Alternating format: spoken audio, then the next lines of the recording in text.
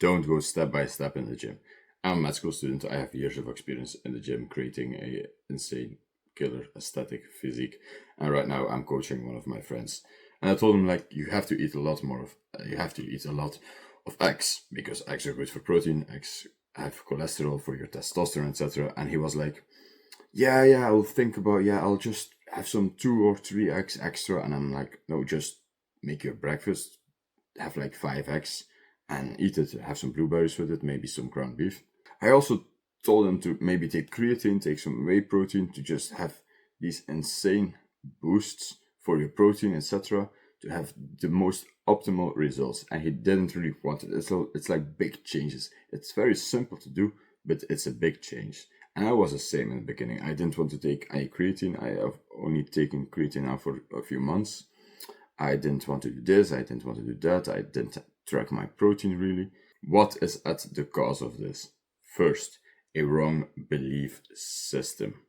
Like we have these belief systems are what we believe are good, are true about our lives. So, for example, a belief system about breakfast is what breakfast for us should look like. What is your normal breakfast? Like some bread with like some choco or some sugary paste on it, or some pancakes or cereal. That's your belief system. That is what you perceive as normal. But it's important you perceive it as normal, but it isn't necessarily then healthy.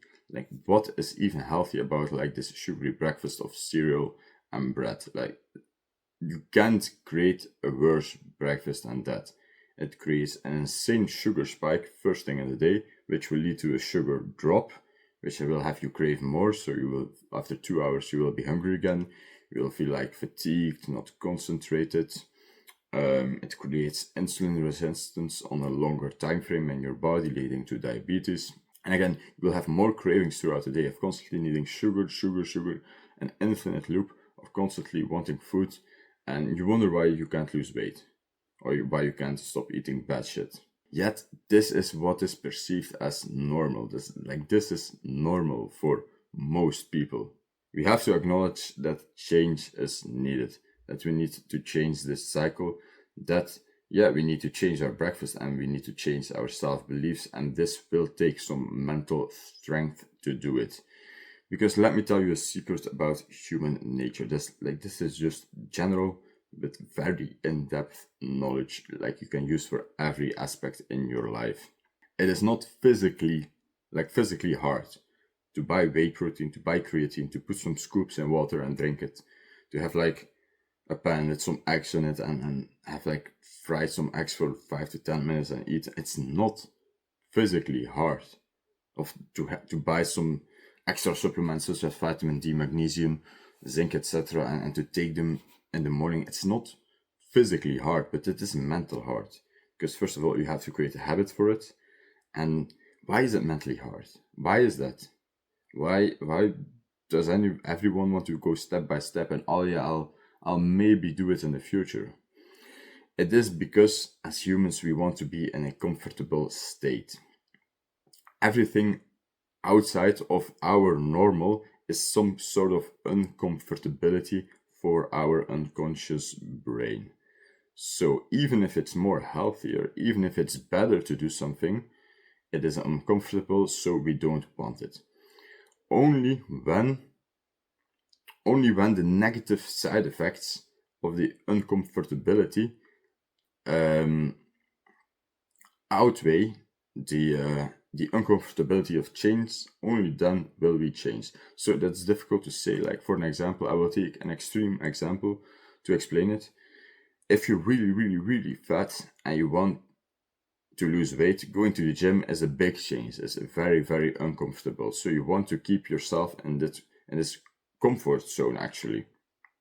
But only when the comfort zone becomes so uncomfortable because you get too fat and you don't have and you feel like sick all the time, you don't have attraction from the opposite sex, you have no respect from others, you can't barely move or do anything because you're so fat. Only when that becomes so uncomfortable, only then will you change. That's like the state of comfortability versus uncomfortability.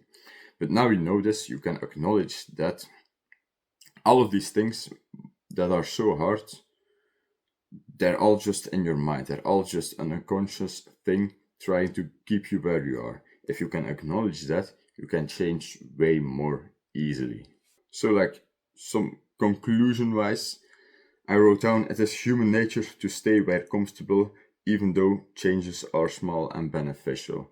So, if we can acknowledge that it's just some voice in the back of our brain wanting to stay in that comfort zone, if we can acknowledge it, shut the fuck that voice up or something, then we can truly change. By the way, if you want my full personal help, first link in the description. Like, I will have personalized systems for you, making it as easy as possible to make these small changes and even big changes to get you like from your body right now to a crazy insane physique and optimized health within a year. Like full bonus on sleep, testosterone, etc. Go check it out. Next, very little things give very big effects over a time frame. When I say go all in the gym, it doesn't mean like to go 7 days a week, training 2 hours a day, doing the most crazy exercises.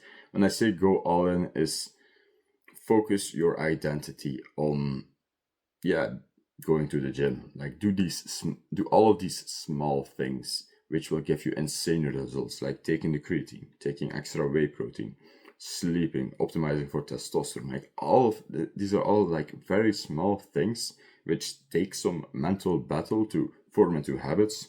But if you do, you will make double. You will literally, if you do this from day one, your progress will be crazy. I had a friend who benched like 100 kilograms within his first year. Why? Why is he different than you? He just took the basic actions from day one. Creatine, extra whey protein, optimizing for sleep, taking extra vitamin D, etc. These are all very small changes. And they sound so big in our head because it's like just this uncomfortability. But if you stick for it for 2 weeks, then that becomes comfortable. It becomes within your comfort zone, and you will have insane results. Like again, you really should do those small habits. And exactly why is like the benefits of the habits themselves, like creating the muscle, helping muscle repair, etc. Also, the tension of like these seemingly big changes in our lives are just like some built-in pussy mechanisms in our brain telling us to, oh no, just stay where you are, stay where you are comfortable, etc. It's just like some kind of built-in pussy mechanism in our brain which doesn't really like change. And doing these things from day one, create and conform this new identity from day one, and they will also help you immensely with consistency, with motivation. They will create like this new identity of you. So what should you actually do? What are all of these small things? Like I already gave some examples, but now I will tell you more in depth of what actually makes these big changes for going to the gym. First off, day one, take creatine. As the most researched supplement for fitness. It's, take creatine 5 grams a day, every day, like for the rest of your life. There have even been like studies that even higher doses are beneficial for our brain health, even. So it's like, it's a no brainer, so to say, to take your creatine. What does creatine exactly? Creatine is a natural chemical which is formed in our muscles, but at lower doses. So we take extra, it gets into our muscles, it attracts some more water into our muscles as well. It gives us some extra strength, it gives us some muscle repair, especially like some extra percentages of strength to go harder in the gym, and it makes our muscles look bigger as well too. So take your creatine. Next up, supplements. Vitamin D, magnesium, and fish oil are like three basic supplements I think almost everyone should take or would be beneficial to take.